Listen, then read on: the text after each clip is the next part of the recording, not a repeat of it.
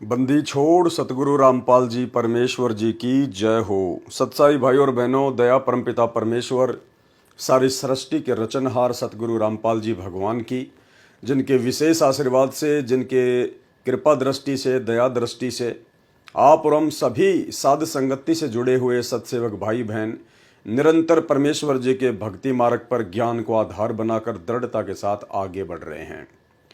इस कलयुग की बिचली पीढ़ी में साक्षात धरती पर प्रकट पूर्ण ब्रह्म परमात्मा सतगुरु रामपाल जी परमेश्वर जी के विशेष आशीर्वाद के बिना ऐसा बिल्कुल भी संभव नहीं हो सकता था। ये परमेश्वर की विशेष दया जो मालिक ने अपनी शरण में लिया, और शरण में लेने के बाद परमेश्वर ने हमें साध संगति का मौका दिया, क्योंकि परमात्मा कहते हैं कि साध संगति हरि भक्ति बिन कोई न उतरे पार, और निर्मल आदि अनादि है गंदा सब संसार। साध संगति से भेद जो पाया, परमेश्वर सतगुरु रामपाल जी ने सफल बनाया। आज गुरुदेव भगवान का विशेष आशीर्वाद और साध संगति की बदौलत ही हम पूर्ण ब्रह्म परमेश्वर, जो असंख्य ब्रह्मांडों का स्वामी है, जो निर्गुण रूप में सतलोक में बैठकर सभी का भरण पोषण करता है, वह परमेश्वर स्वयं धरती पर संत रामपाल जी के रूप में प्रकट है, जिनको हम आज पहचान पाए, जान पाए। तो भाई और बहनों, अब इतनी बड़ी मेहर गुरुदेव भगवान ने आप और हमारे ऊपर कर दी है, तो हमने भी किसी भी प्रकार से कोई भी कसर इस भक्ति मार्ग में, भक्ति को लेकर, मर्यादाओं को लेकर, गुरुदेव के प्रति भाव और श्रद्धा को लेकर नहीं रखनी है। तो भाई और बहनों, यथार्थ भक्ति बोध के सरलार्थ के ऊपर हम आगे बढ़ें, उससे पहले गुरुदेव भगवान से विनती करेंगे, आशीर्वाद लेंगे, ताकि परमेश्वर हमें सद्बुद्धि बख्शे और उनके कर कमलों से रचित यथार्थ भक्ति बोध के अनुवाद को हम समझ सकें। बंदी छोड़ सतगुरु रामपाल जी परमेश्वर जी की जय हो।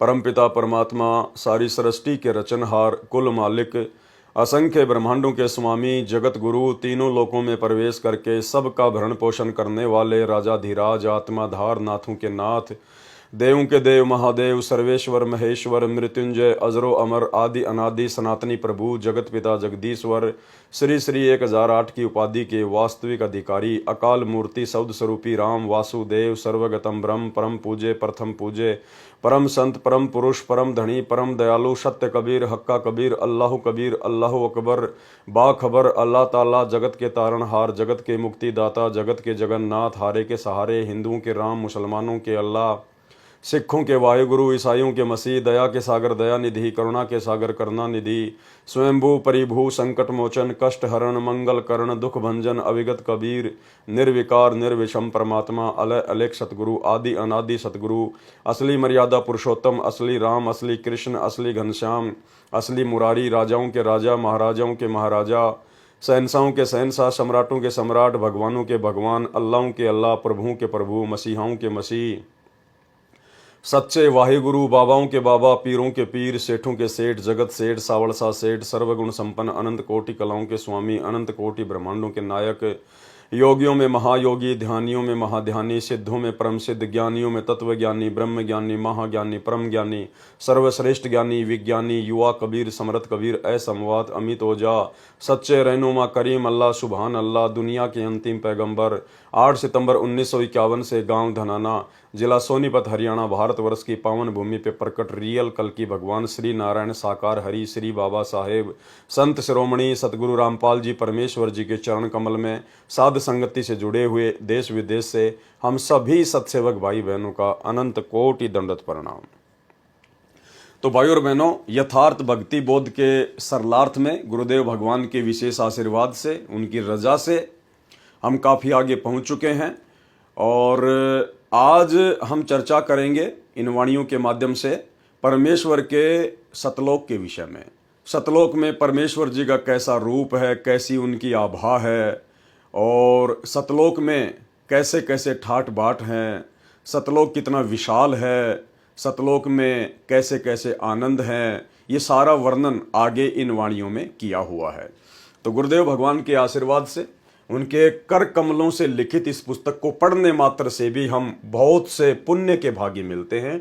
इसलिए हमने बहुत ही ध्यान से इन चीज़ों को पढ़ना चाहिए, देखना चाहिए, क्योंकि हम इस वीडियो को देखकर रात को सो जाएंगे, कोई बड़ी बात नहीं है, लेकिन भाई और बहनों, आत्मा को परमात्मा ने जितना रिचार्ज करना था परमेश्वर ने उतना रिचार्ज उसको जो है वो कर दिया है। जैसे आपके मोबाइल में बैटरी होती है और आपने मोबाइल को चार्जिंग पे लगा दिया, आपका मोबाइल चार्ज हो गया 50%, और किसी कारण से आपका मोबाइल टूट गया, और जब आप बैटरी को निकालेंगे और दूसरे मोबाइल में डालेंगे तो बैटरी 50% ही चार्ज दिखाएगी। तो मोबाइल है शरीर और बैटरी है आत्मा। तो आत्मा को परमात्मा इस प्रकार से हर युग में धीरे धीरे धीरे धीरे रिचार्ज करते हुए, बहुत सारे हमारे को मानव शरीर देते हुए, उन मानव शरीरों के माध्यम से अपनी आत्मा को परमात्मा भक्ति से रिचार्ज करते करते करते करते यहाँ तक लेके आए हैं। और अब गुरुदेव भगवान के सत्संग सुनकर, उनसे आशीर्वाद लेकर, उनके मंत्र करके, उनकी आरतियां करके आत्मा निरंतर चार्ज होती रहती है। और बीच बीच में परमात्मा साध संगतियों के माध्यम से भी अपनी आत्मा को रिचार्ज करते रहते हैं। तो जितना हम परमेश्वर की महिमा को पढ़ेंगे सुनेंगे उतनी ही आत्मा हमारी रिचार्ज होती चली जाएगी। तो अब हम आगे चलते हैं सरलार्थ पर। वाणी। काल इंद्री कुर्बान कादर अविगत मूर्ति खूब है, छत्र सवेत विशाल लोचन गलता ना महबूब है। ये सतलोक में परमेश्वर जी की महिमा का वर्णन किया गया है। परमेश्वर को कालिंद्री कहा गया है। कालिंद्री का क्या अर्थ होता है? परमेश्वर कहते हैं, जिस प्रकार इस काल के 21 ब्रह्मांड में काल के आगे जितनी औकात एक इंद्र की होती है, उसी प्रकार सतलोक में यहाँ का जो ब्रह्म है, इस जैसे वहाँ पे करोड़ों इंद्र हैं, करोड़ों। यानी यहाँ 21 ब्रह्मांड में काल जितना शक्ति युक्त है, ऐसे ऐसे तो ना जाने अरबों खरबों शंखों इंद्र उस परमेश्वर के दरबार में उसकी शोभा बढ़ाते हैं। तो क्या कहा परमेश्वर ने? काल इंद्री कुर्बान कादर अवगत मूर्ति खूब है, और छत्र सवेत विशाल लोचन। परमेश्वर जी के शीश पर सवेत छत्र है, और जो सवेत छत्र गुरुदेव के सिंहासन के ऊपर है, उनके शीश के ऊपर है। सतलोक में एक सत्संग में गुरुदेव ने बताया कि इस पृथ्वी से भी कई गुना बड़ा वो छत्र सतलोक में परमात्मा के शीश के ऊपर है। सवेत छत्र विशाल लोचन, यानी परमेश्वर के विशाल नेत्र हैं, और गलताना महबूब है। काल इंद्री का अर्थ है कि परमेश्वर कबीर जी के लिए काल अर्थात 21 ब्रह्मांड के स्वामी ब्रह्म जैसे तो इंद्र जैसे हैं। जैसे काल लोक में एक ब्रह्मांड में एक इंद्र का लोक है, जिसके अधीन 33 करोड़ देवी देवता हैं। इंद्र उनका राजा है, जिस कारण से देवराज भी कहा जाता है।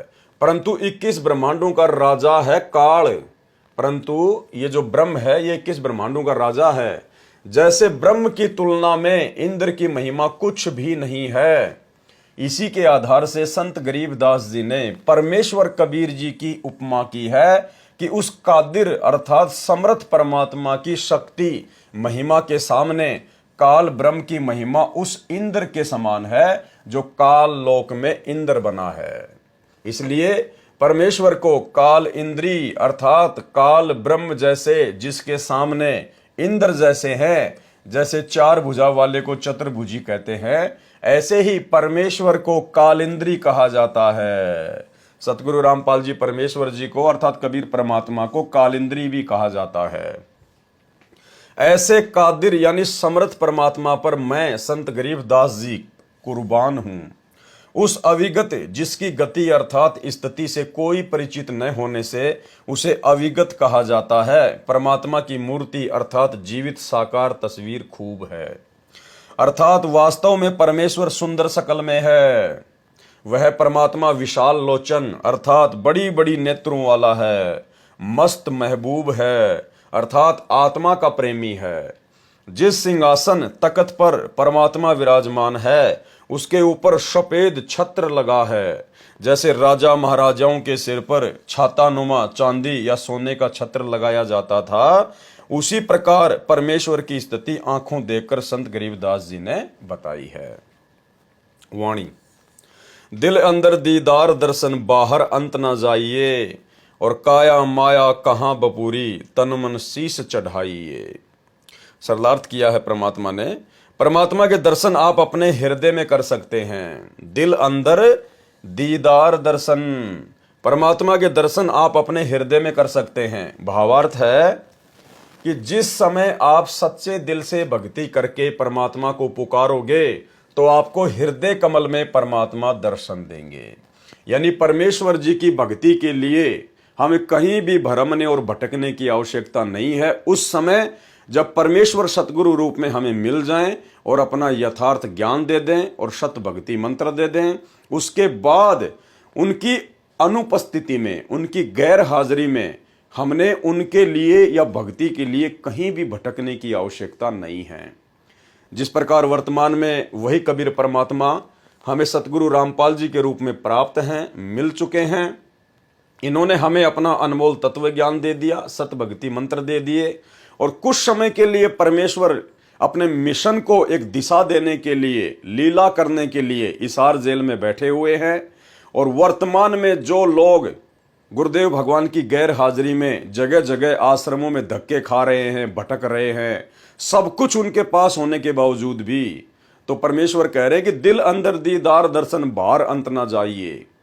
अरे उस समय आश्रम में जाएंगे जब हमारे गुरुदेव भगवान साक्षात हिसार जेल से लीला पूरी करके बाहर आ जाएंगे, क्योंकि परमात्मा सर्व कमलों में भी विद्यमान है। जैसे किसी कमरे के द्वार पर किसी पात्र में जल रखा है और द्वार के ऊपर बल्ब या ट्यूब लगी है और दिन में जल रही है, उधर से सूर्य भी उदय है, तो उस पात्र में सूर्य तथा ट्यूब बल्ब दोनों का प्रतिबिंब दिखाई देता है। ट्यूब का प्रतिबिंब तो केवल कमरे में रखे पात्र के जल में दिखाई देता है, परंतु सूर्य का प्रतिबिंब बाहर व अंदर के सभी पात्रों में दिखाई देता है।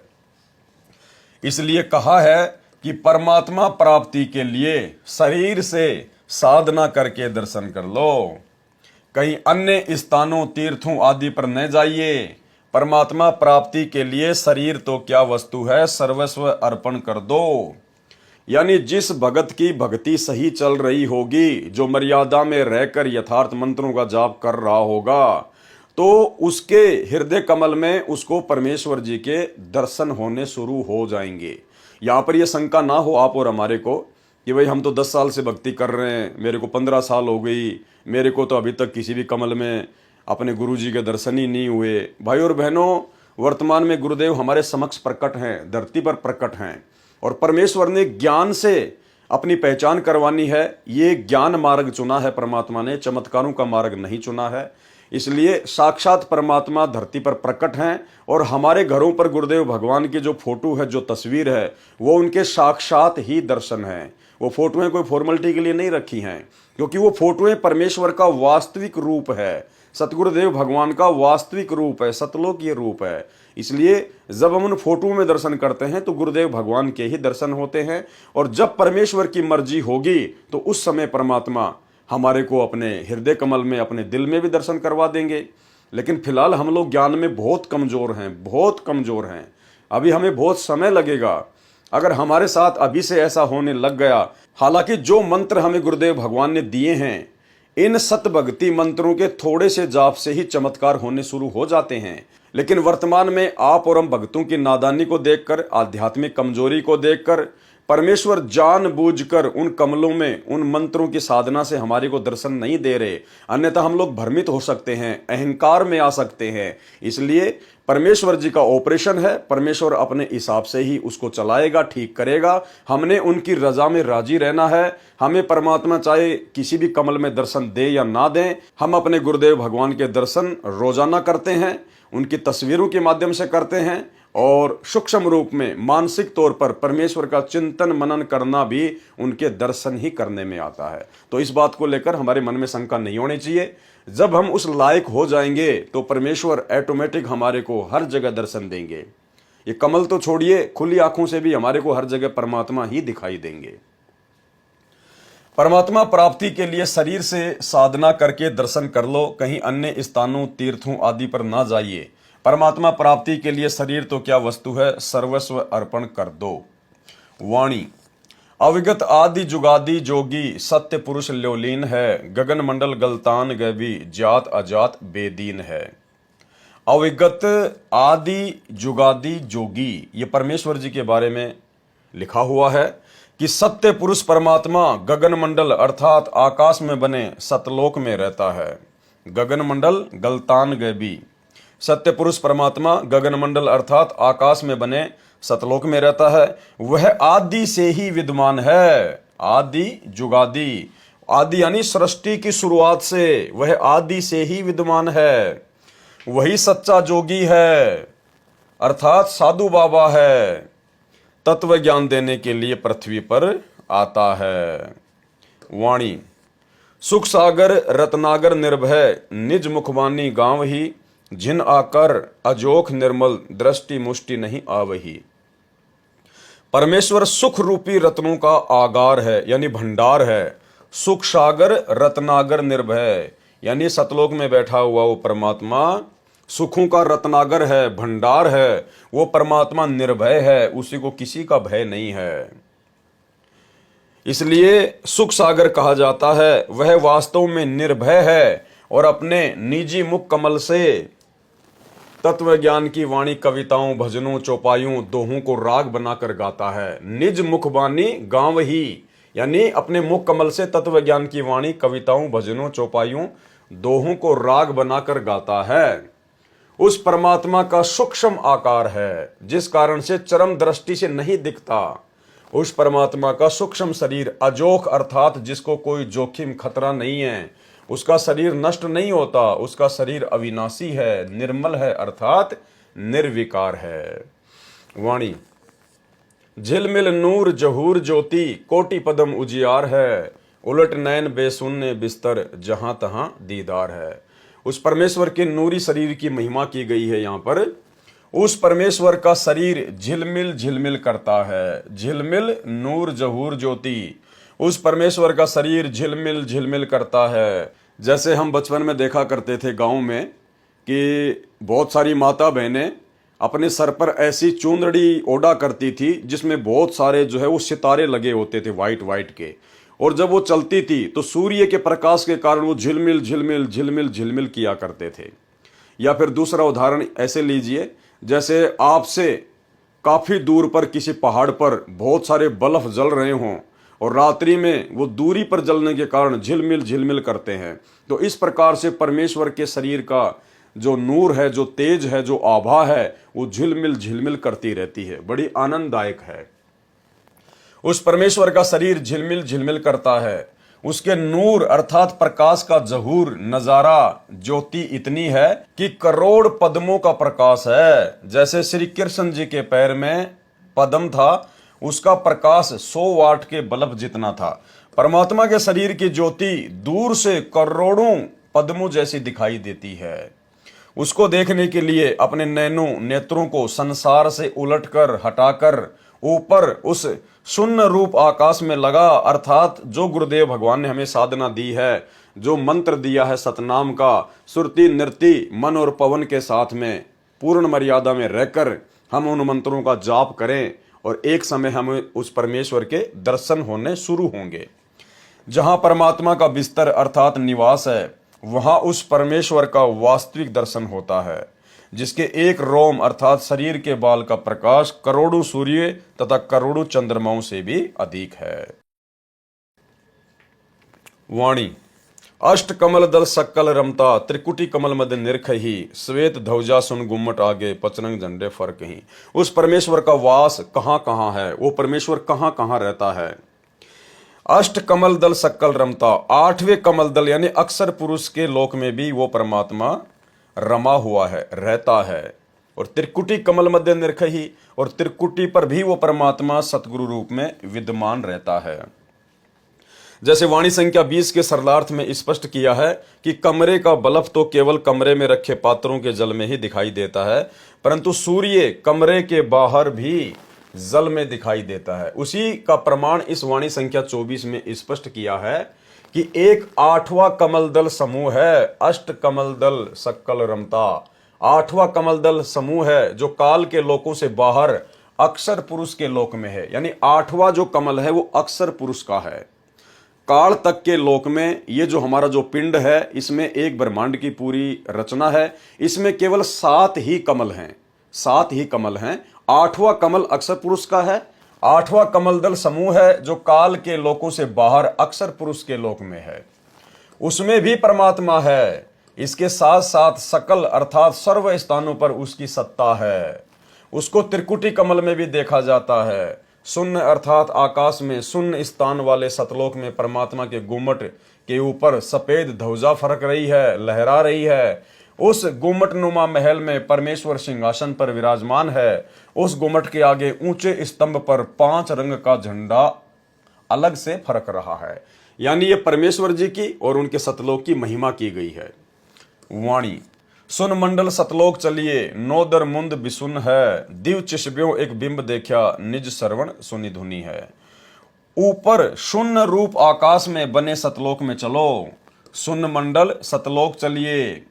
उसके लिए बाहर के 9 दर 9 द्वारों को मूंद कर बंद करके दिव्य चिश्मों यानी नेत्रों से एक बिंब अर्थात चमकता चेहरा देखा, अपने कानों से सतलोक की धुन अर्थात शब्द की आवाज सुनी। ये गरीबदास जी महाराज जी कह रहे हैं कि जब मैं गया परमात्मा के साथ में तो मैंने इस प्रकार से उस परमेश्वर जी के दर्शन किए। सुन मंडल सतलोक चलिए, नोदर मुंद बिशुन है, दिव चिशब्यों एक बिंब देखा, निज श्रवण सुनि धुनी है। वाणी चरण कमल में हंस रहते, बहुरंगी बरियाम है, सूक्ष्म मूर्ति श्याम सूरती, अचल अभंगी राम है। यानी आगे अब इन तमाम वाणियों में परमेश्वर का सतलोक में जो नूरी रूप है उसकी महिमा की गई है और परमेश्वर जी के सतलोक की महिमा की गई है। चरण कमल में हंस रहते, बहुरंगी बरियाम है, सूक्ष्म मूर्ति श्याम सूरती, अचल अभंगी राम है। उस परमेश्वर के चरण कमल में अर्थात उनके लोकों में उनकी शरण में हंस निर्विकार भगत जन रहते हैं। वह परमात्मा बहुत भांति से बरियाम अर्थात श्रेष्ठ है, महिमा करने के योग्य है। वह सूक्ष्म मूर्ति अर्थात स्वरूप में श्याम सूरती है। यहाँ पर श्याम सूरती का अर्थ है, जिसका अर्थ है कि शाम के समय सूर्य का प्रकाश धीमा रहता है। उसी प्रकार जब परमात्मा पृथ्वी लोक में आता है, जैसे आज वर्तमान में परमात्मा सतगुरु रूप में पृथ्वी पर आ चुके हैं, तो उनके शरीर का तेज हल्का रहता है। परमेश्वर अपने उस तेजोमय नूरी शरीर को श्याम सूरती यानी हल्का बनाकर वर्तमान में सतगुरु रूप में प्रकट है, इसलिए श्याम सूरती कहा है। वह परमात्मा अचल अर्थात कभी न चलने वाला, सदा रहने वाला, अभंगी जो कभी भंग न हो, कभी टूटे ना, अर्थात जिसका किसी समय में विनाश न हो, अर्थात अविनाशी राम है। वाणी नो सुर बंद निशंक खेलो, 10वें दर मुख मूल है, और मालिन कूप अनूप सजनी, बिन बेली का फूल है। भगत को हिदायत दी है कि 9 सुर जो शरीर में 9 सुराग हैं, जैसे 2 नाक, 2 कान, 2 आंखें, 1 मुख, पेशाब इंद्री तथा मल द्वार, ये 9 सुराख 9 द्वार कहे हैं, जिनको बंद करके अर्थात इनसे हटकर 10वां द्वार है सुषुम्ना द्वार। उस 10वें द्वार में मुख अर्थात मुख्य मूल अर्थात मोक्ष की जड़ें हैं। वहां से ऊपर की कठिन चढ़ाई प्रारंभ होती है। हे सजनी अर्थात सखी अर्थात आत्मा, सतलोक में न कोई माली अर्थात बाग लगाने वाला है।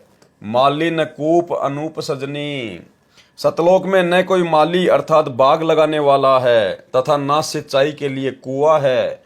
क्योंकि जिस समय ये वाणी संत गरीबदास जी ने बोली थी सन 1730 से 1778 तक, उस समय उस क्षेत्र में सिंचाई कुओं से होती थी। सतलोक में अपने आप प्रभु कृपा से बाग लगे हैं, सिंचाई भी अपने आप होती रहती है। सत्य पुरुष किसी माता से नहीं जन्मा, वह बिन बेली का फूल है, अजन्मा है, बिन बेली का फूल है। यानी जैसे जो फूल वगैरह जो लगते हैं पेड़ पर, वो किसी न किसी बेल से लगते हैं, किसी न किसी वो टहनी से लगते हैं, लेकिन परमेश्वर के विषय में कहा कि वो बिन बेली का फूल है, यानी वो किसी माता से पैदा नहीं हुआ है। वाणी श्वास ऊश्वास पवन को पलटे, नाग फुनी को भूंच हैं, सुरती नृति का बांध बेड़ा, गगन मंडल को कूंच हैं। अब भाइयों और बहनों, ये वाणी बहुत इंपॉर्टेंट है, क्योंकि देखो परमेश्वर ने हमें साध संगत से जुड़े हुए भाई बहनों को वर्तमान में अपने विशेष आशीर्वाद से उस स्थिति में लाके खड़ा कर दिया कि अब हमने परमेश्वर जी के सत भक्ति मंत्रों को, चाहे प्रथम नाम हो चाहे सतनाम हो, हमने विशेष ध्यान से जाप करना पड़ेगा। जो विधि परमेश्वर ने उन मंत्रों के जाप करने की बताई है, सुरति नृति मन और पवन के साथ में एकांत में बैठकर एकाग्रचित होकर ध्यान लगाकर अब हमने उस विधि से इन मंत्रों का सुमरण करना पड़ेगा, शुरू करना पड़ेगा। आशीर्वाद गुरुदेव भगवान का रहेगा, अन्यथा भक्ति नहीं बनेगी, उस स्तर की नहीं बनेगी जिस स्तर की भक्ति परमात्मा चाहते हैं। वो समय अलग था, वो शुरुआत का समय था कि नाम उठत नाम बैठत नाम सोवत जागबे, नाम खाते नाम पीते नाम सेती लागबे।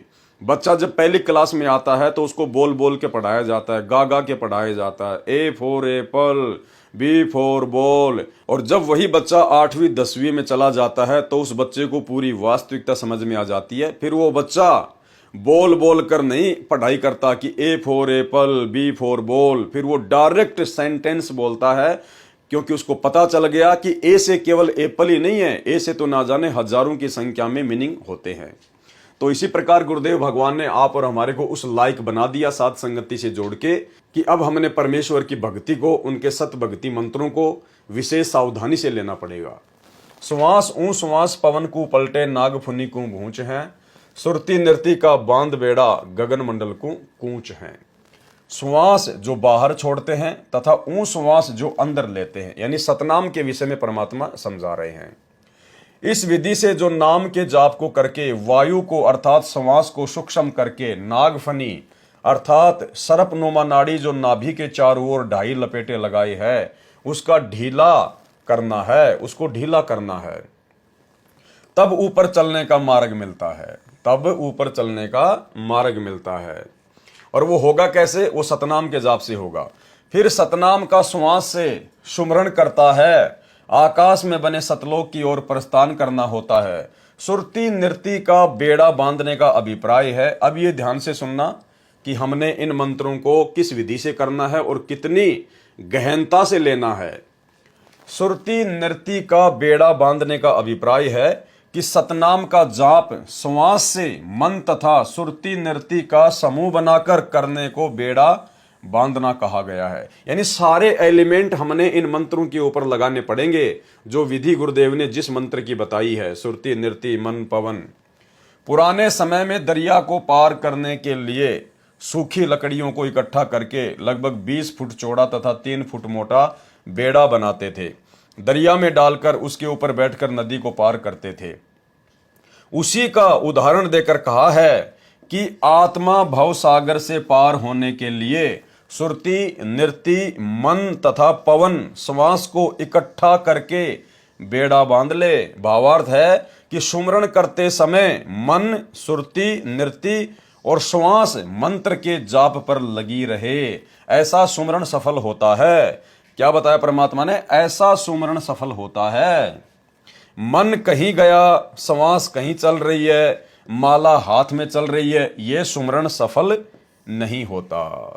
और ये कौन सी स्थिति है कि नाम उठत नाम बैठत नाम सोवत जागबे, नाम खाते नाम पीते नाम सेती लागबे। उस स्थिति में क्या होगा? मन कहीं गया, श्वास चल रहा है, माला हाथ में चल रही है, यह सुमरण सफल नहीं होगा।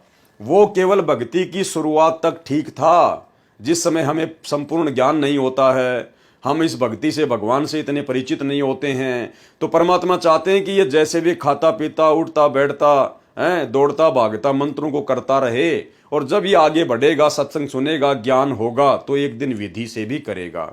तो भाई और बहनों, अब हमने परमेश्वर के द्वारा जो विधि बता दी गई है, सुरती नृति मन और पवन से एकाग्रचित होकर कुछ समय हमने परमेश्वर के सुमरण के लिए निकालना पड़ेगा। यानी विधिवत हमने जाप करने पड़ेंगे, अन्यथा बात नहीं बनेगी, कमाई हमारी नहीं बन पाएगी। परमेश्वर कबीर जी ने कहा है, कबीर माड़ा तो कर में फिरे और जीभ फिरे मुख माही, और मनवा तो 10 दिशा फिरे, ये तो सुमरण नाही। वाणी सुन ले जोग बिजोग हंसा, शब्द महल को सिद्ध करो, ये गुरज्ञान विज्ञान वाणी, जीवित ही जग में मरो। अब ये वाणी भी बहुत ज़्यादा इंपॉर्टेंट है आप और हमारे लिए, सत्सेवकों के लिए, सुमरण को लेकर। सुन ले जोग बिजोग हंसा, यानी एक तो होता है सामान्य ज्ञान और एक होता है विशेष ज्ञान। जोग और बिजोग, शब्द महल को सिद्ध करो। ये जो शब्द महल जो परमेश्वर ने हमें दिया है भक्ति के लिए, इन मंत्रों का विधिवत जाप करके इसको सिद्ध करो। योग गुरु ज्ञान विज्ञान वाणी, जीवित ही जग में मरो। हे हंस, हे भगत, ध्यान से जोग अर्थात सामान्य साधना तथा बिजोग अर्थात विशेष साधना दोनों को सुन। इनमें शब्द अर्थात नाम महल अर्थात संपूर्ण मंत्रों के समूह को सिद्ध करो। भावार्थ है कि मन को सांसारिक विषय विकारों से हटाकर नाम सुमरण पर लगाकर अभ्यास करके साध ले, मन का स्वभाव बदल ले। यानी भाई और बहनों, कहने का सीधा सा मतलब ये है कि यदि हमें ये ज्ञान समझ में आ गया हो और ये समझ में आ गया हो कि ये मनुष्य जन्म बड़ी मुश्किल से मिलता है और परमेश्वर की भक्ति के लिए मिलता है, और आज मेरा सौभाग्य है कि मनुष्य जन्म भी है और भक्ति करवाने वाला परमात्मा भी धरती पर प्रकट है, और ये थोड़ा सा जीवन है, ना जाने कब इसका एंड हो जाए, कोई भरोसा नहीं है। तो ऐसी स्थिति में फिर भगत को तन मन धन से, मन कर्म वचन से, दिलो जान से केवल भक्ति के प्रति ही समर्पित होना है। उसको अपना 90% समय केवल परमेश्वर की भक्ति में लगाना चाहिए, 10% केवल अपनी रोजी रोटी के लिए, और रोजी रोटी भी परमेश्वर के आशीर्वाद से मिलेगी, उनकी रजा से मिलेगी। अगर भक्ति करेंगे तो परमेश्वर उसमें कोई बाधा उत्पन्न नहीं होने देगा। जिस परमेश्वर ने करने के लिए भजन दे दिया तो भोजन के लिए परमात्मा भूखा नहीं मारेगा, भोजन की व्यवस्था तो परमात्मा पहले करेगा। तो हमने ज़्यादा से ज़्यादा समय परमेश्वर की भक्ति के लिए निकालना चाहिए। और जितने भी हमारे सांसारिक काम धंधे हैं जो हमने फैला रखे हैं, योग गुरु ज्ञान विज्ञान वाणी, जीवित ही जग में मरो, यानी हमने जितने भी सांसारिक काम धंधे जो फैला रखे हैं 2 पैसे के लालच में, और आगे से आगे हम उनको बढ़ाते जा रहे हैं। एक फैक्ट्री लग गई, दूसरी की तैयारी हो रही है, एक ऑफिस खोल लिया, दूसरी ब्रांच की ओर तैयारी हो रही है। तो भाई और बहनों, अब हमने इन आदतों से पीछे हटना पड़ेगा। ये काल की बीमारी है, हमने इन चीजों से पीछे हटना पड़ेगा, अपने काम धंधे को धीरे धीरे समेटना पड़ेगा। अगर ज्ञान समझ में आ गया तो ज्यादा समय हमने परमेश्वर की भक्ति को देना पड़ेगा, सत्संग सुनने को देना पड़ेगा, सुमरण को देना पड़ेगा, तब कहीं जाके हमारी बात बनेगी। और जितने भी विषय विकार हैं उनसे भी हमने पीछे हटना पड़ेगा गुरुदेव भगवान के आशीर्वाद से। इनमें शब्द अर्थात नाम महल अर्थात संपूर्ण मंत्रों के समूह को सिद्ध करो। भावार्थ है कि मन को सांसारिक विषय विकारों से हटाकर नाम सुमरण पर लगाकर अभ्यास करके साध ले, मन का स्वभाव बदल ले। ये है गुरु ज्ञान और विज्ञान अर्थात तत्व ज्ञान की वाणी अर्थात वचन, और जीवित ही जग में मर ले। जीवित जग में मरने का भाव है कि मन की कल्पनाओं को रोककर इच्छाओं का दमन कर। मन की कल्पनाओं को रोककर, मन तो आपको हमेशा आगे से आगे बढ़ाएगा। और अब तो आपको परमात्मा की भक्ति मिल गई, आपको सहारा मिल गया परमात्मा का, अब तो आपका काम धंधा पहले से कहीं अच्छा चलेगा, तो मन आपको आगे से आगे दौड़ाएगा कि बेटा काम बढ़ा, लेबर बढ़ा। तो भाई और बहनों, इन मन की कल्पनाओं को हमने रोकना है, ये सोचकर कि ये काम धंधे करते करते तो असंख्य जन्म बीत गए, कुछ भी हाथ नहीं आया। और भाई और बहनों, अब ये परमात्मा मिला है, काम धंधा भी परमात्मा चलाएगा, थोड़े से में पूरे परिवार का पेट भरेगा, समय आने पर हर प्रकार की हमारी इच्छाओं की पूर्ति करेगा, और बाकी जोड़ जोड़ के रखना, बैंक बैलेंस बनाना, ये फिर भक्ति में भक्तों के काम नहीं है। जीवित जग में मरने का भाव है कि मन की कल्पनाओं को रोककर इच्छाओं का दमन कर। जैसे व्यक्ति की अचानक मृत्यु हो जाती है, उसके मन की सारी योजना फेल हो जाती है। साधक पहले से ही यह धारणा बनाकर संसार में निर्वाह करता है, लंबी चौड़ी योजनाएं न बनाकर इच्छाओं को सीमित रखता है। यानी भगत के परमात्मा ने लक्षण बताए हैं कि लंबी चौड़ी योजनाएं न बनाकर इच्छाओं को सीमित रखता है। क्योंकि आज हम जिन कार को, कोठियों को, बड़ी बड़ी फैक्ट्रियों को बनाने में, अपने काम धंधे को बढ़ाने में, प्लाटों पे प्लाट लेकर पटकने में, जमीनों पर जमीन लेकर पटकने में, जो अपना जितना समय बर्बाद हम कर रहे हैं, ये सब कुछ चीजें यहीं रह जानी है, कुछ भी साथ नहीं जाएगा, शरीर भी साथ नहीं जाएगा, सबको पता है। लेकिन जब गुरु का ज्ञान हो जाए तो फिर हमने इन चीज़ों पर कंट्रोल रखना सीखना होगा, हमने कंट्रोल करना पड़ेगा इनके ऊपर, अन्यथा हमारा अधिकांश समय इन्हीं मन की कल्पनाओं में व्यर्थ हो जाएगा। लंबी चौड़ी योजनाएं न बनाकर इच्छाओं को सीमित रखता है, वह यह विचार करके सत्संग में जाता है कि मान ले मेरी आज मृत्यु हो जाती तो भी घर ऑफिस कार्यालय का कार्य नहीं कर सकते थे, इसलिए मान ले हमारी मृत्यु हो गई, हम चले सत्संग में, 3-4 दिन के लिए जीवित मर गए। विचार करें, मृत्यु तो किसी की भी कभी भी हो सकती है, तब भी कार्य से सब्र करना पड़ता है। सर्व कार्य सदा के लिए छूट जाता है, वह हानि भी हो जाती है जो मरने वाले की कमाई मेहनत व्यापार न करने से होनी है। उसकी क्षतिपूर्ति कभी नहीं हो सकती। जो भगत जीवित मरकर सत्संग में 3-4 दिन के लिए गया था, उसके अभाव में 3-4 दिन में जो व्यवसाय में हानि होनी थी, उसकी क्षतिपूर्ति तो वह फिर से कर सकता है, क्योंकि वह परमानेंट नहीं मरा है, वह तो जीवित मरा है। वैसे तो भक्तों के सत्संग में जाने से कभी हानि नहीं होती, लाभ ही होता है।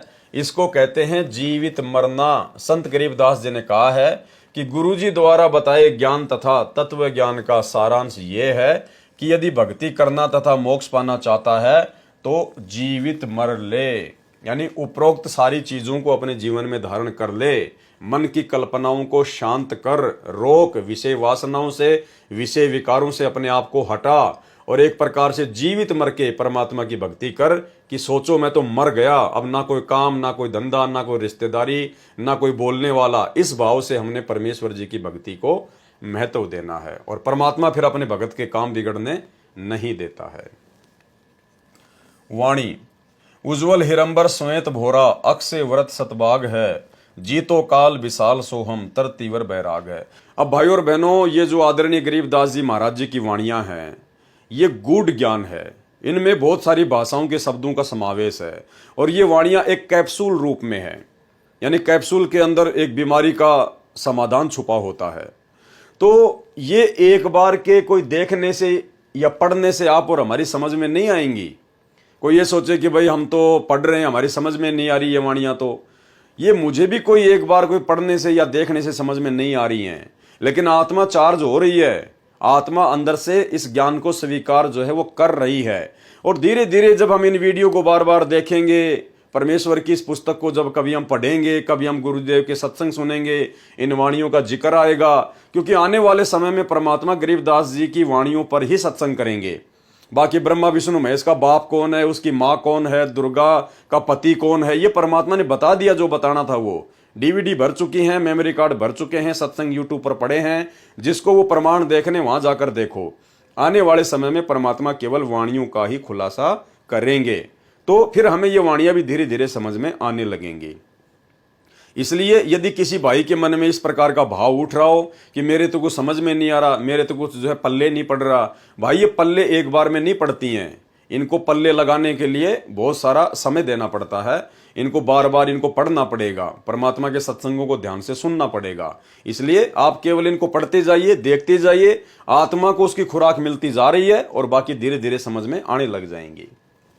उज्ज्वल हिरंबर श्वेत भोरा, अक्षय व्रत सतबाग है, जीतो काल विशाल सोहम तर तीवर बैराग है। सतलोक को अक्षय वृक्ष सतबाग कहा है, श्वेत भोरा आत्मा को कहा है, क्योंकि सतलोक एक अविनाशी स्थान है। भगत काल लोक में मैले विचारों वाला काला भंवरे जैसा हो चुका है। ये भगत उत्तम कर्म करके सत्य साधना करके उज्जवल सफेद हंस बनकर जाता है, अर्थात पवित्र होकर सतलोक में जाता है। उसके लिए बताया है कि सोहम आदि आदि जो भक्ति के संपूर्ण मंत्र हैं, उनको तरतीवार प्राप्त करके तरतीवर बैराग है। तरतीवर का मतलब होता है तरतीवार, कर्म अनुसार। जैसे परमात्मा 3 क्रम में हमारे को नाम दीक्षा देते हैं, उसको कहते हैं तरतीवार।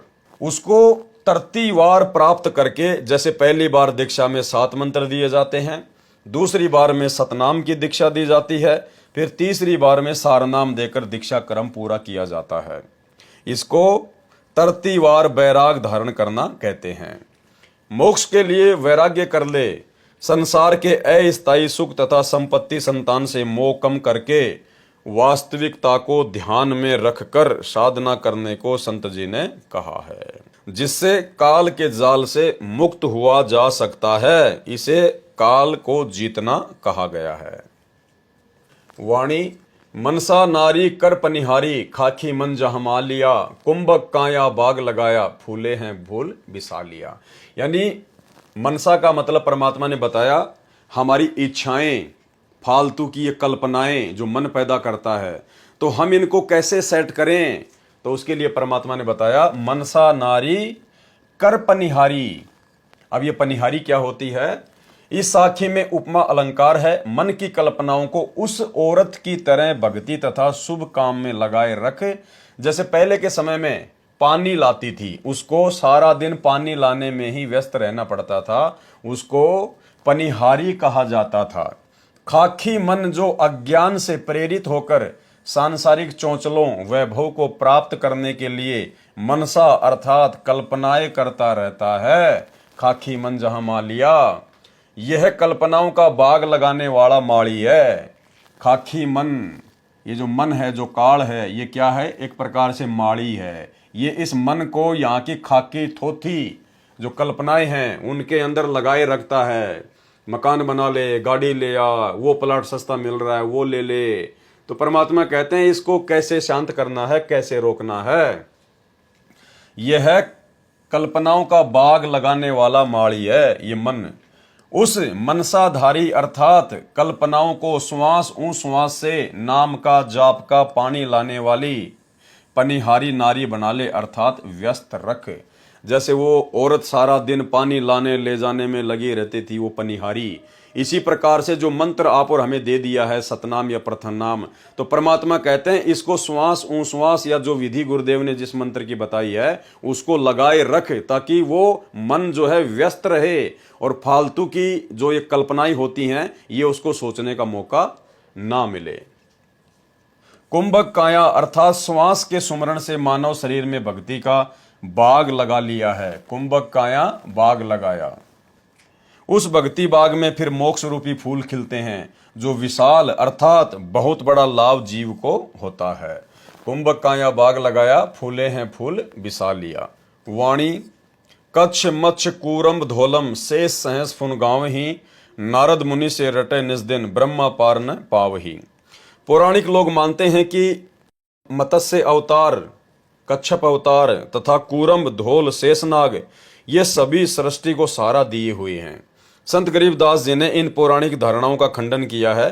पारख के अंग में कहा है कि गरीब कूरम ऊपर शेष है, शेष शीश पर धोल, धोल दरनी ले रहा, यह पड़ी ज्ञान की रोल। पौराणिक व्यक्तियों की धारणा है कि सृष्टि इस प्रकार ठहरी है। कूरम यानी कछुए के ऊपर शेषनाग बैठा है, शेषनाग के सिर पर धोल अर्थात बैल खड़ा है, बैल ने अपने सींग पर पृथ्वी उठा रखी है। संत गरीबदास जी ने कहा है कि यह तो ज्ञान में रोड़ अर्थात भूल भुलैया लगी है। वाणी में खंडन किया है, गरीब कूरम किसके आसरे और कौन शरण है शेष, बटक बीज विस्तार है समझे ज्ञान नरेश। गरीब अनंत कोटि ब्रह्मांड का एक रति नहीं भार, सतगुरु पुरुष कबीर है कुल के सिरजन हार। प्रथम वाणी की प्रथम पंक्ति में प्रसन्न किया है तथा प्रथम वाणी की दूसरी पंक्ति तथा दूसरी वाणी में उत्तर दिया है कि आप कहते हो कि कूरम के ऊपर शेष है, तो कूरम किसके सहारे रुका हुआ है? जब कूरम को कहीं से सहारा नहीं तो शेष किसकी शरण में है, अर्थात शेष नाग को किसने रोका है? उत्तर दिया है कि यह सर्व रचना ऐसे है जैसे बटक यानी बड़ अर्थात वट वृक्ष की उत्पत्ति राई जैसे दाने अर्थात वट के बीज से होती है, फिर वह आगे आगे बढ़ता और फैलता चला जाता है। इसका रहस्य कोई ज्ञान नरेश अर्थात महाज्ञानी तत्वदर्शी संत ही जानता है। वास्तव में असंख्य ब्रह्मांडों के सर्जनहार परमेश्वर कबीर जी ही हैं और सतगुरु रूप में प्रकट होकर उन्होंने ये ज्ञान स्वयं ही बताया है। अनंत ब्रह्मांडों को एक दूसरे से आकृति आकर्षित करके रोका है, यह परमात्मा की शक्ति से ही। गुरुत्व व आकर्षण सर्व ग्रहों तथा ब्रह्मांडों में कार्य कर रहा है। परमेश्वर ने सर्व संसार की रचना करके अपनी शक्ति से चला रखा है। जैसे वैज्ञानिकों ने रॉकेट बनाकर प्लूटो ग्रह पर भेजा है, जो 9 वर्ष तक चलकर उसकी कक्षा में चक्कर लगा रहा है। इसी प्रकार परमात्मा कबीर जी ने सर्व ब्रह्मांडों की संरचना ऐसे की है कि ये अपने आप चल रहे हैं तथा चक्कर लगा रहे हैं। इनका समय निर्धारित कर रखा है, तब तक ये चलते रहेंगे। परमेश्वर पर इनका कोई भार नहीं है। जैसे कि मानव ने हवाई जहाज बना रखा है जो आकाश में उड़ता है, मानव उसके ऊपर सवार है। इसी प्रकार परमेश्वर ने सर्व ब्रह्मांडों की रचना करके चला रखा है, उड़ा रखा है तथा स्वयं भी उसी पर बैठे हैं। वाणी संख्या 32 ब्रह्म वेदी का सरलार्थ चल रहा है। उसी प्रसंग पर आता हूं। आपके अनुसार माने तो जिन कच्छ, मच्छ, कूरम, धोल तथा शेषनाग को आप इतने शक्तिशाली मानते हो, तो वे भी किसी अन्य समर्थ की भक्ति कर रहे हैं, परंतु सर्व प्राणी शास्त्र विधि त्याग कर मनमाना आचरण कर रहे हैं, जिस कारण से सफलता नहीं मिल रही। शेषनाग के 1000 मुख हैं और प्रत्येक मुख में 2-2 जीभ हैं। शेषनाग भी नाम जाप करता है, उसको भी आज तक परमात्मा की महिमा का ज्ञान नहीं। उसको परमात्मा का पार अर्थात मोक्ष स्थान नहीं मिला है। इसके अतिरिक्त शास्त्र विधि विरुद्ध साधना नारद जी जैसे ऋषि भी नाम की रटना लगाते हैं, वे भी असफल रहे। उनके पिता श्री ब्रह्मा जी को भी परमात्मा का पार नहीं पाया, मोक्ष की प्राप्ति नहीं हुई। वाणी शंभु जोग बिजोग साध्या अचल अडिग समाध है, अविगत की गति नाही जानी लीला अगम अगाध है। शंभु यानी शंकर जी। श्री शंकर जी ने जोग अर्थात सामान्य साधना द्वारा तथा परमेश्वर जी के केवल सोहम नाम प्राप्त करके उसको विजोग अर्थात विशेष साधना मानकर अचल अडिग अर्थात लंबे समय तक निश्चलता से समाधि लगाई, परंतु अविगत अर्थात पूर्ण परमात्मा की गति यानी स्थिति नहीं जान सके। शंभु जोग बिजोग साध्या अचल अडिग समाध है, क्योंकि उस परमेश्वर की लीला अगम अगाध यानी सबसे भिन्न है, आगे की है। अविगत की गति नाही जानी लीला अगम अगाध है। वाणी सनकादिक और सिद्ध 84 ध्यान धरत है तास का, 24 अवतार जपत हैं परमहंस प्रकाश का। सनकादिक अर्थात सनक, सनंदन, संत, कुमार, ये 4 ब्रह्मा जी के मानस पुत्र हैं, जिन्होंने वरदान प्राप्त कर रखा है कि हमारी आयु जितनी है, हमारा शरीर 5 वर्ष के बालक जैसा रहे, हम ना जवान हो और ना बूढ़े हों। वे अपनी उम्र भर 5 वर्ष के रहेंगे। इनको भी अध्यात्म ज्ञान में विद्वान माना जाता है, परंतु तत्व ज्ञान के अभाव से ये सनकादिक तथा 84 सिद्ध परमात्मा का ध्यान धरते हैं। कहते हैं कि हम पूर्ण परमात्मा की भक्ति करते हैं, और 24 अवतार माने गए हैं, वे भी पूर्ण परमात्मा की भक्ति करने का दावा करते हैं और कहते हैं कि परमात्मा का प्रकाश देखते हैं। परमात्मा परमहंस तो निराकार है, ये सब भ्रमित साधना करके काल जाल में ही फंसे हैं। यानी भाई और बहनों, आप और हम सभी भाई बहनों का जिन्होंने परमेश्वर की शरण प्राप्त कर ली है सतगुरु रामपाल जी की, आप और हमारा कितना बड़ा सौभाग्य है कि ये इतने बड़े बड़े सिद्ध महर्षि ब्रह्मा विष्णु महेश देवी देवता, इनको भी परमात्मा की महिमा का ज्ञान नहीं है, इनको भी ये तत्व ज्ञान नहीं है, इनको भी मोक्ष मार्ग नहीं है। ये भी आने वाले समय में 84 लाख योनियों में मां कष्ट उठाएंगे।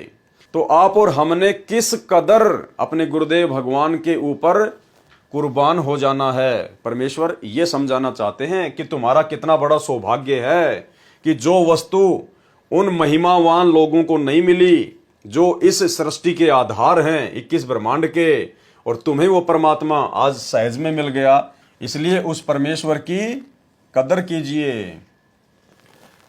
87, 88 और 33 सूरज चंद चिराग है, धर अंबर धरनी धर रटते अवगत अचल बिहाग है।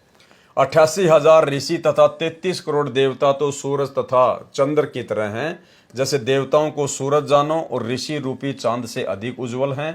धर जो काल के अवतारधारी हैं, वे धरती पर तथा आकाश में अन्य द्वीपों में जाकर शास्त्र विरुद्ध नामों को रटते हैं। वह अविगत अर्थात परमेश्वर अचल विहाग यानी यथावत स्थिर है। उसकी भक्ति विधि में कोई परिवर्तन नहीं है। तत्व ज्ञान के अभाव में मनमाना आचरण करके साधक बने हैं, सब काल जाल में ही हैं।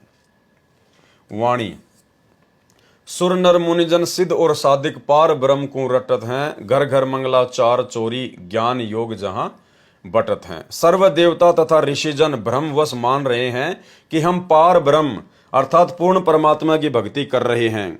घर घर में मंगलाचार अर्थात शुभ कामनाएं देते हैं और ज्ञान भी सुनाते हैं जो अधूरा ज्ञान है। वाणी चित्रगुप्त धर्मराय गावे आदि माया ओंकार है, कोटि सरस्वती लाभ करत है, ऐसा पार ब्रह्म दरबार है। यानी इस वाणी में सतलोक की महिमा की गई है। चित्र तथा गुप्त तथा धर्मराज भी ओंकार अर्थात काल का जाप करके उसकी आदि माया जाल में उलझे हैं। काल लोक में शारदा अर्थात सरस्वती जो ब्रह्मा जी की पुत्री है, उसकी आवाज अत्यंत सुरीली बताते हैं। उसके गाने सुनकर देवता लोग आनंद लेते हैं। संत गरीबदास जी ने बताया है कि सतलोक जो पार ब्रह्म का दरबार है, उसमें ऐसी ऐसी करोड़ों सरस्वती अपनी सुरीली आवाज में गाने गाती हैं। वाणी कामधेनु कल्पवृक्ष जाके इंद्र अनंत सुर भरत हैं, पार्वती कर जोर लक्ष्मी सावित्री शोभा करत हैं। इस वाणी में भी सतलोक की महिमा की गई है। सरलार्थ सत्य पुरुष परमेश्वर के सतलोक में काल लोक में बने स्वर्ग महास्वर्ग जो ब्रह्मलोक में है, उसकी तरह कामधेनु सर्व सुख पदार्थ खाने के लिए उपलब्ध कराने वाली गाय जो कामना यानी इच्छा करते ही वस्तु प्रस्तुत कर देती है, ऐसा मानना है। तथा कल्पवृक्ष सर्व मनोकामना पूर्ण करने वाला पेड़ जो स्वर्ग महास्वर्ग में माना जाता है, जो काल लोक के कल्पवृक्ष तथा कामधेनु से कई गुना अधिक सुविधादायक है।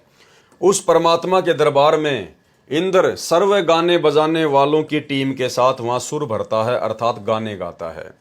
भावार्थ है कि इस काल लोक में स्वर्ग का राजा इंद्र है, उसके सामने उसको खुश करने के लिए एक गायक मंडली स्त्री पुरुषों का समूह गाने नाचने का प्रोग्राम करते हैं।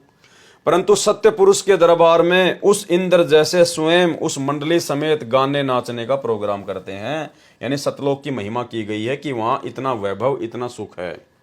ऐसे ऐसे अनंत प्रोग्राम सत्य पुरुष के सतलोक में होते हैं तथा यहाँ की महान देवियां पार्वती लक्ष्मी तथा सावित्री जैसी सुंदर देवियां परम पुरुष के दरबार की शोभा बढ़ा रही हैं।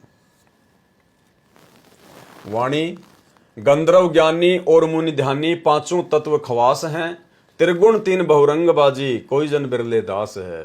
गंधर्व एक देव श्रेणी है, वे विद्वान भी माने जाते हैं तथा मुनि ध्यानी अर्थात ऋषिजन ध्यान बहुत करते हैं। ऐसे ऐसे सतलोक में अनेकों हंस हैं और पांचों तत्व उस सतलोक में नौकर हैं। काल लोक में तो पांच तत्व प्रधान हैं, क्योंकि यहां सर्व रचना पांच तत्व से बनी है।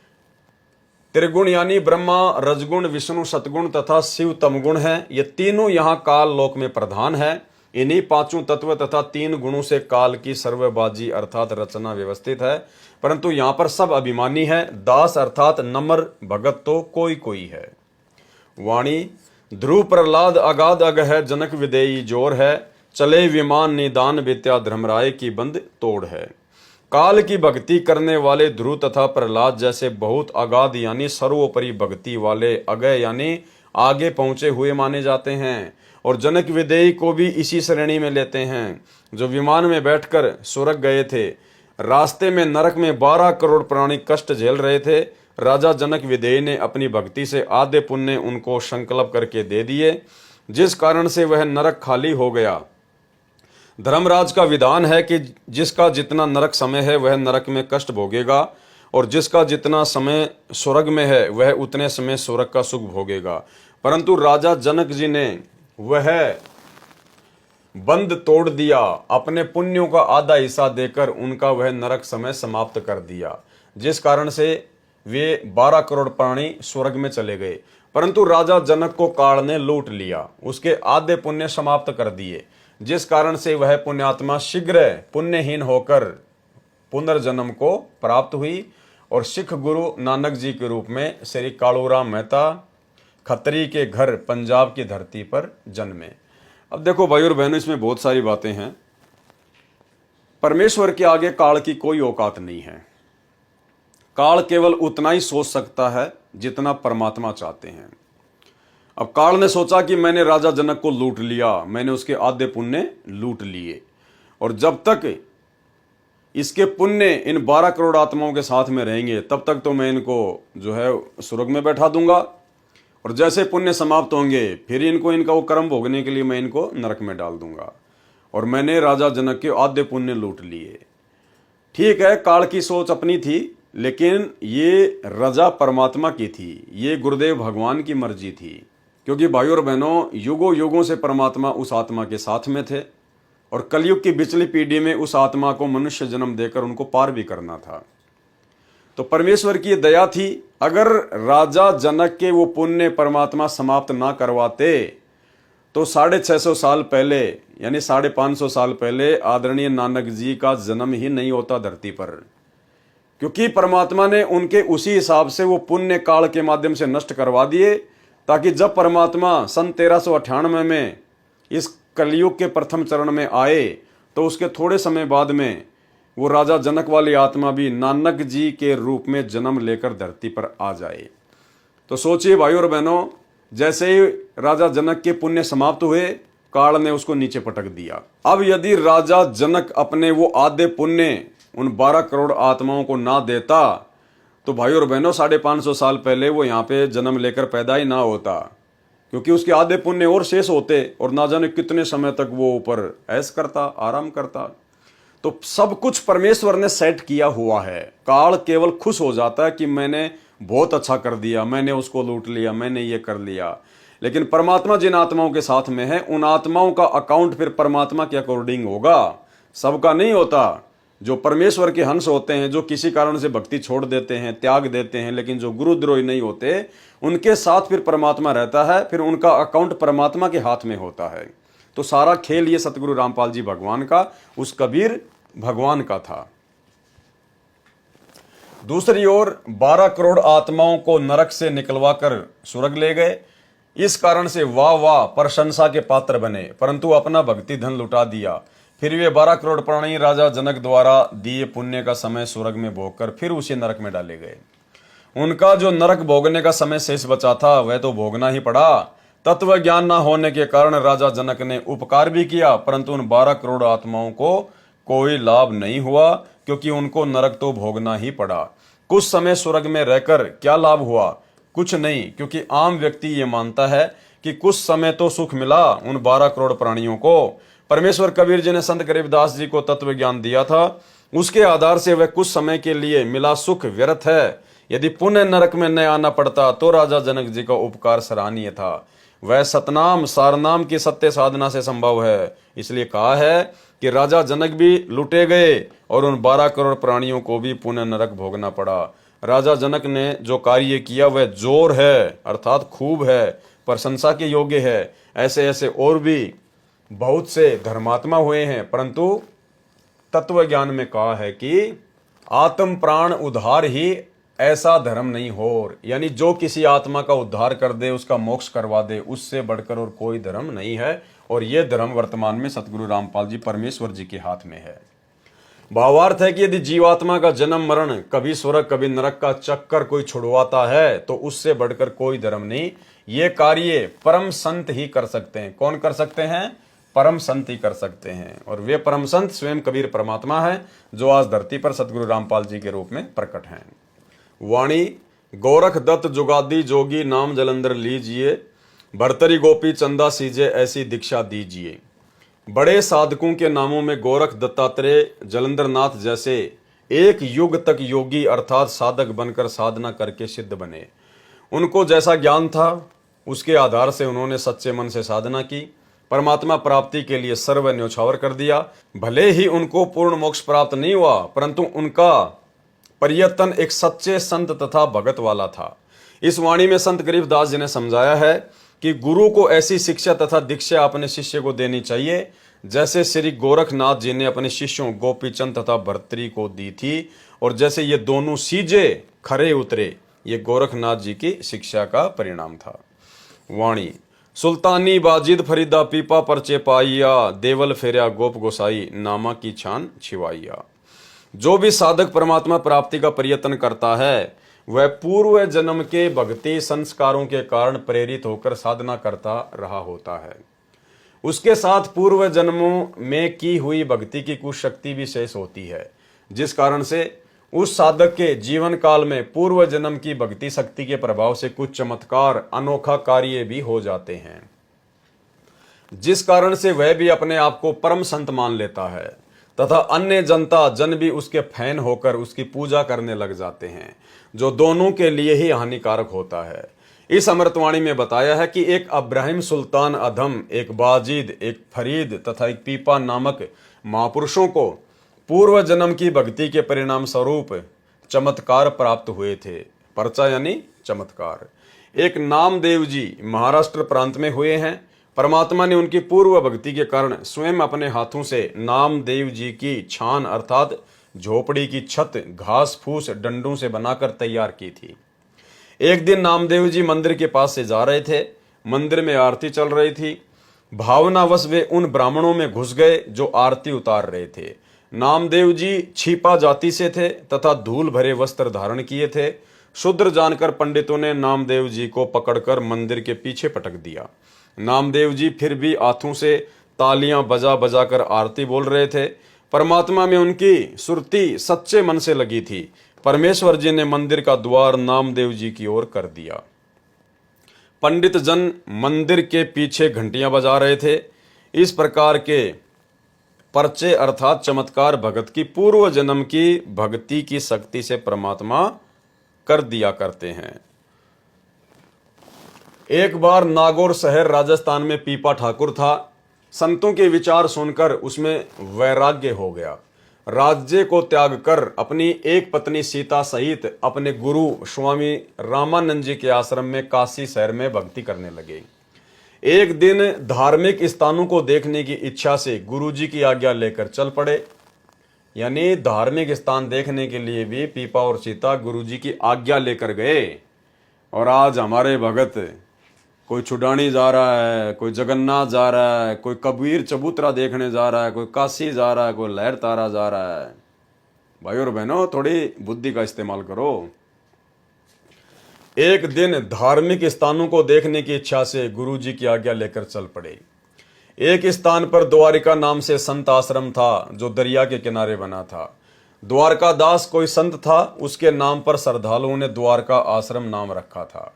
पीपा जी के गुरुजी सुनाते थे कि द्वारिका नगरी समुद्र ने अपने अंदर ले ली, वह फिर भी सुरक्षित है। स्वामी रामानंद जी श्री विष्णु अर्थात श्री कृष्ण जी के दृढ़ भगत थे। वे उसी कारण से अपने इष्ट देव की महिमा को 4 चांद लगाने के उद्देश्य से कहा करते थे कि द्वारिका में अभी भी श्री कृष्ण तथा सर्व बाल ग्वाल गोप तथा गोपियां राधा रुक्मणी सहित विराजमान है। यानी झूठी कहानी वो उनको सुनाया करते थे। भगत पीपाजी तथा भक्तमती सीताजी अंधविश्वासी सच्चे श्रद्धालु थे जो अपने गुरुजी के एक एक शब्द को सत्य मानते थे। उस आश्रम से आधा किलोमीटर दूर एक पेड़ के नीचे दोनों भगत बैठे थे। वहां एक पाली गौवे चराने वाला आ गया। वह शरारती था। पीपा भगत ने उस पाली से जानना चाहा कि हे भाई, सुना है कि द्वारका नगरी जल में समाई है, उसमें श्री कृष्ण जी तथा सर्व गोपाल राधा रुक्मणी तथा गोपियां आज भी रहते हैं, वह कहां पर है? ग्वाले अर्थात पाली ने कहा कि जहां आप बैठे हो उसके ठीक सामने इसी दरिया में द्वारका नगरी है। वे कहने लगे कि क्या आपने देखा है? ग्वाले ने कहा कि मैं तो कल ही भगवान तथा द्वारिका वासियों से मिलकर आया हूं। उस शरारती ग्वाले तथा अपने गुरुजी से सुनी फोकट महिमा को सुनकर उनका विश्वास और दृढ़ हो गया। दोनों ने आपस में एक राय करके श्री कृष्ण जी की द्वारिका को देखने तथा भगवान के दर्शन करने की इच्छा से दरिया में कूद गए अर्थात छलांग लगा दी और दरिया के जल में ओझल हो गए। ग्वाला वहां से चलने लगा तो खेतों में कार्य कर रहे किसान ने पूछा कि ये दोनों भगत किस कारण से दरिया में डूब मरे। ग्वाले ने सर्व बात बताई कि मैंने तो मजाक किया था। उन्होंने सत्य मानकर प्रभु दर्शन के लिए दरिया में छलांग लगा दी। किसान ने उस ग्वाले को बहुत धिक्कारा और कहा कि तुझे बहुत पाप लगेगा। आसपास के गांव में उस दुर्घटना की खबर आग की तरह फैल गई। फिर 7 दिन के बाद उसी दिन वे दोनों नदी से बाहर निकले और किनारे पर खड़े हो गए। उन दोनों को दरिया से जीवित निकला देखकर खेतों के किसान तथा गवाले दौड़कर आए और उनसे जीवित रहने का कारण जानना चाहा। भगत पीपाजी व भगतमती सीता जी ने बताया कि हम डूबे नहीं, हम तो भगवान श्री कृष्ण जी से मिलने, उनके दर्शन करने द्वारिका नगरी में गए थे। हमारे गुरुजी ने बताया था कि भगवान की द्वारिका जो वास्तविक नगरी है वह जल में समा गई है। भगवान तथा सर्व द्वारिकावासी आज भी उसमें आनंद ले रहे हैं। जो द्वारिका जल से बाहर है वह तो बाद में बनाई गई है, वह वास्तविक द्वारिका नहीं है। हम 7 दिन तक भगवान श्री कृष्ण जी के साथ उनके महल में रहे हैं। हमारी सेवा भगवान श्री कृष्ण जी ने सुदामा जी की तरह की। राधा तथा रुक्मणी जी, श्री कृष्ण जी सर्व रानियों से मिले, गोपी तथा गवालों से भी बातें की। जब हमने चलने की आज्ञा चाही तो श्री कृष्ण जी ने अपनी अंगुली से निकालकर मेरे को, पीपा जी को अंगूठी छाप दी। देखो, इस पर कृष्ण अक्षर लिखा है, शुद्ध सोने की है। उपस्थित व्यक्तियों को बड़ा आश्चर्य किया कि ये क्या कह रहे हैं। बातें विश्वसनीय नहीं है, परंतु उनको अपनी आंखों से दरिया में डूबते तथा बाहर आते देखा है। अविश्वास को स्थान नहीं है। जब वे अपने गुरु रामानंद जी के आश्रम काशी बनारस में पहुंचे तो उनको भी श्री कृष्ण जी से मिलने और 7 दिन तक उनके साथ रहने की बात कही तो उनको भी विश्वास नहीं हुआ। कहने लगे कि क्या कह रहे हो, तुम्हारा दिमाग तो नहीं चल गया? जल में जीवित कैसे रह सकते हो? जल में तो द्वारिका है, वह तो खंडर हो चुकी है। यानी वो पहले तो कह रहा था कि वहां सभी रहते हैं, श्री कृष्ण, बाल गवाल गोपियां रहती हैं, और अब कह रहा है कि वो तो खंडर हो चुकी है। भगवान श्री कृष्ण जी तो गोलोक में ऊपर जा चुके हैं, उस समुद्र में थोड़े ही हैं। जब पीपा सीता ने बार बार भोलेपन से कहा तथा सर्व गोपाल गोपियों, राधा रुक्मणी, श्री कृष्ण जी से हुई बातें बताई तथा श्री कृष्ण द्वारा दी गई छाप अंगूठी दिखाई जिस पर कृष्ण नाम खुदा हुआ था देवनागरी लिपि में, ये सब पीपा सीता से सुनकर तथा छाप देखकर स्वामी रामानंद जी को विश्वास करना पड़ा। वह छाप वर्तमान में बनारस के श्री द्वारिकाधीश मंदिर में सुरक्षित है। इसलिए वाणी में कहा है कि पीपा परचा पाइया, अर्थात पीपा जी को परमात्मा का चमत्कार प्राप्त हुआ। अब भाइयों और बहनों, ये तत्व ज्ञान है और गुरुदेव भगवान के आशीर्वाद से इसको समझा जा सकता है। इसमें बहुत सारे भेद हैं। जिस समय समुद्र में पीपा और सीता जी ने छलांग लगाई, उस समय वो पीपा जी और सीता जी नहीं थे, वो स्वयं परमात्मा थे। उन्होंने दोनों रूप बना रखे थे और परमेश्वर जी ने भक्ति को जीवित रखने के लिए और लोगों के दिलो दिमाग में इस बात को जो है वो ताज़ा रखने के लिए कि यहाँ पर द्वारिका थी, श्री कृष्ण जी था, उसका अस्तित्व था, इस बात को बनाए रखने के लिए ताकि लोगों की आस्था भक्ति और भगवान में बनी रहे इस बिचली पीढ़ी तक। ये सारा खेल परमात्मा सतगुरु रामपाल जी ने अर्थात कबीर भगवान ने किया। कैसे? उससे पहले पीपा जी के साथ में एक घटना और घटी थी। भाई, पीपा तो एक राजा था, नागौर का, राजस्थान का।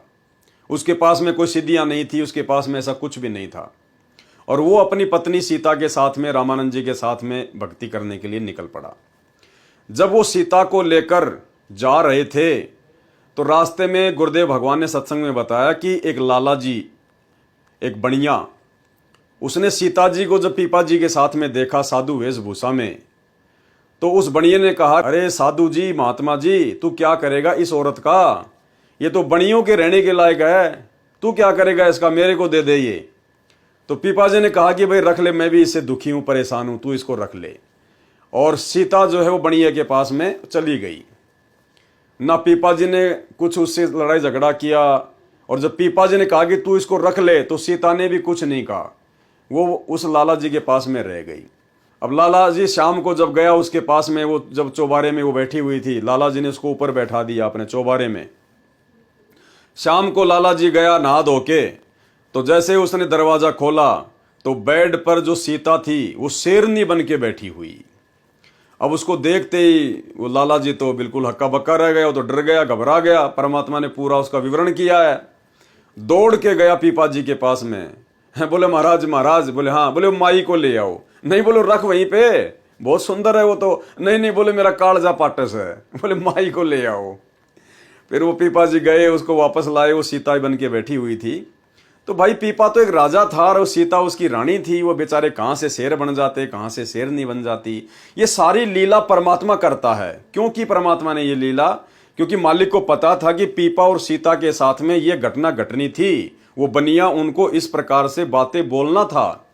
और पीपा राजा था, राजा में अहंकार होता है, घमंड होता है, अभिमान होता है, उसको सहन नहीं होती, लड़ाई झगड़ा हो जाता। और साधु संतों में ये बात शोभा नहीं देती है। तो सारा खेल ये परमात्मा ने खेला। परमात्मा ही सीता बना, परमात्मा ही पीपा बना, परमात्मा ही शेरनी बना। और सीता और पीपा को तो जिंदगी में कभी पता भी नहीं चला होगा कि कौन शेर बन गया और कौन शेरनी बन गई। इसलिए परमात्मा कहते हैं कि गुप्त रूप में सब काम सार दे, जो भी विपदा आन पड़े। और ऐसी स्थिति भाइयों और बहनों वर्तमान में है।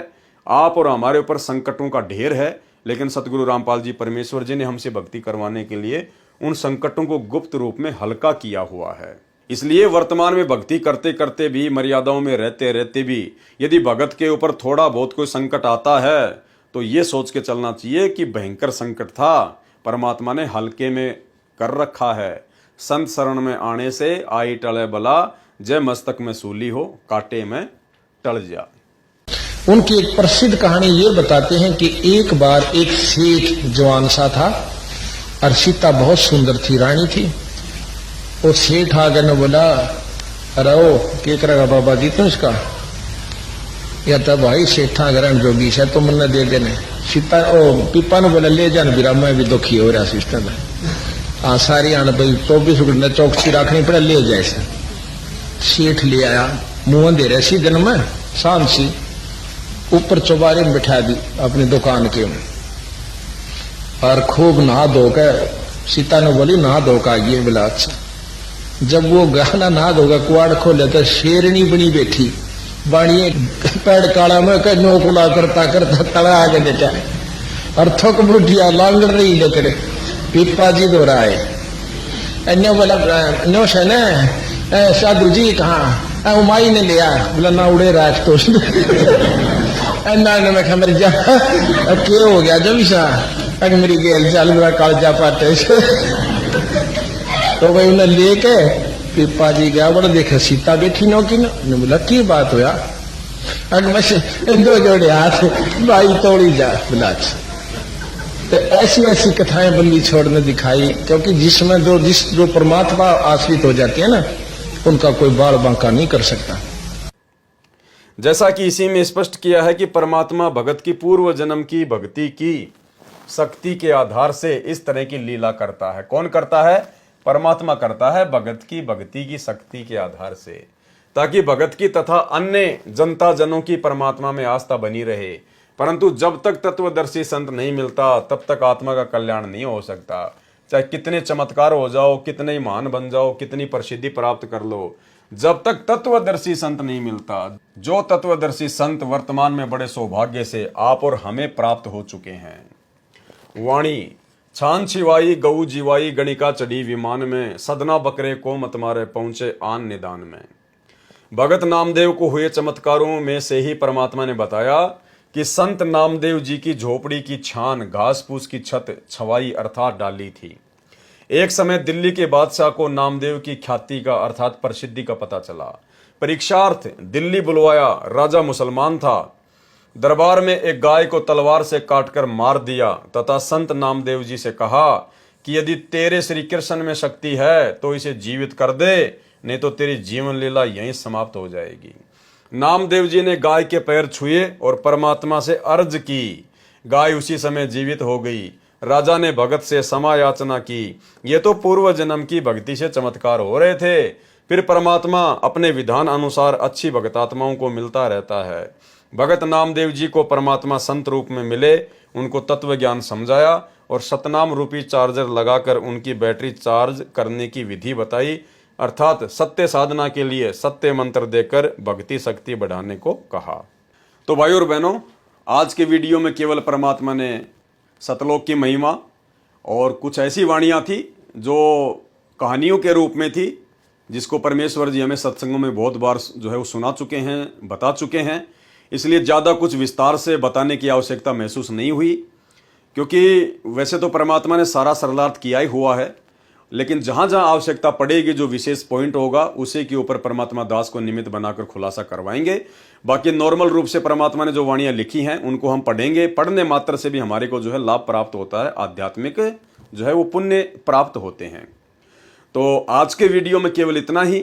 कल परमेश्वर की दया से नित्य नियम के सरलार्थ का समापन होगा, क्योंकि कल का जो वीडियो होगा वो नित्य नियम के ऊपर लास्ट होगा। उसके बाद फिर अगले दिन से सेम रात्रि 9 बजे कंटिन्यू हम लोग असुर निकंदन रमेणी के सरलार्थ के ऊपर वीडियो बनाएंगे। तो आज की वीडियो में केवल इतना ही। परमेश्वर हम सबको सद्बुद्धि दे। और भाइयों और बहनों, ये जो आप देख रहे हैं बहुत अच्छी बात है। साध संगति बहुत जरूरी है, परमेश्वर जी का आदेश है, उनकी आज्ञा है। लेकिन परमेश्वर की भक्ति को हमने प्रथम रखना है। साध संगति की वीडियो देखना बहुत अच्छी बात है, जानकारी होगी, हौसला बढ़ेगा, हिम्मत बढ़ेगी, ज्ञान होगा, भक्ति में रुचि पैदा होगी।